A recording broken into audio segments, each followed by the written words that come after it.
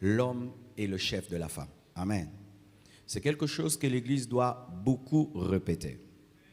Parce que si nous ne répétons pas, je vous assure, avec l'évolution du monde actuel, c'est un passage de la Bible qui bientôt sera enlevé, qui ne sera plus prêché dans les églises parce que les pasteurs ne voudront pas déranger. Un pasteur qui veut être moderne ne doit plus insister sur le verset qui dit que l'homme est le chef de la femme.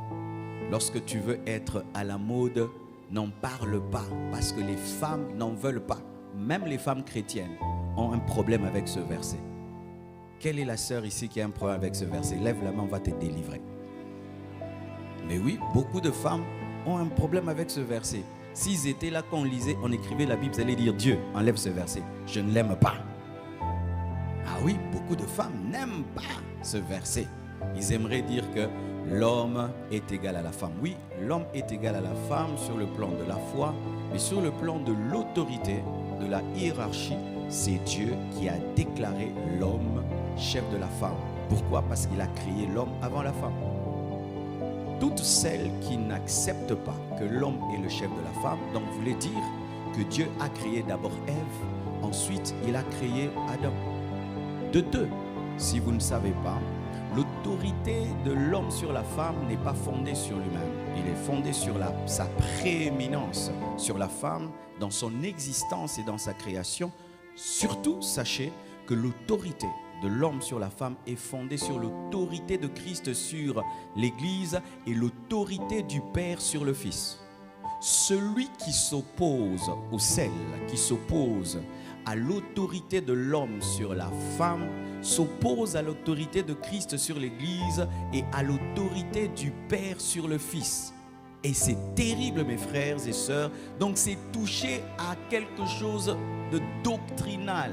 Toute femme chrétienne qui ne veut pas de ce verset, tu ne veux pas aussi de l'autorité de Jésus sur l'Église et de l'autorité du Père sur le Fils. Parce que c'est ce que Paul dit dans 1 Corinthiens 11, verset 3.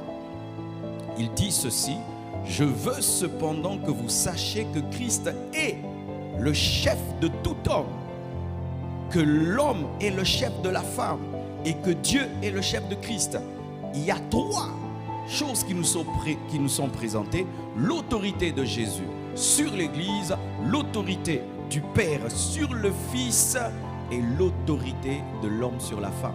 Tu ne peux pas enlever une partie et garder l'autre. Lorsque tu enlèves l'autorité de l'homme sur toi, tu as enlevé également l'autorité de Christ sur toi et l'autorité du Père sur Christ. La Bible n'est pas ta parole. La Bible n'est pas la culture des hommes. La Bible ne subit pas l'évolution, moi j'appelle ça la dégradation de la culture actuelle. Que tu sois blanc, que tu sois noir, que tu sois américain, la Bible, c'est la Bible. Aujourd'hui, de plus en plus, quand vous regardez les films, on nous présente des femmes insoumises. Quand vous suivez l'Internet, on présente des femmes insoumises. Une femme insoumise, c'est ça la femme moderne. Non, c'est la malédiction. C'est la malédiction, qu'on ne vous trompe pas. Ça fait beau, ça fait genre. Moi, je ne respecte pas un homme. Moi, l'homme ne peut pas. C'est beau, mais au dernier jour, femme, tu rendras compte à Dieu de ton insoumission à ton mari. Maman, tu rendras compte au dernier jour de ton insoumission à ton mari. Dieu ne va pas seulement nous demander de compte sur l'adultère, la fidélité, même aussi sur la soumission. Car Jésus, après qu'il ait reçu le nom qui est élevé au-dessus de tout autre nom, s'est soumis au Père pour respecter la hiérarchie. Dieu n'est pas fou quand il dit que l'homme est le chef de la femme. Quand tu viens corriger ça, malgré tes diplômes et tout le reste, tu as corrigé la parole.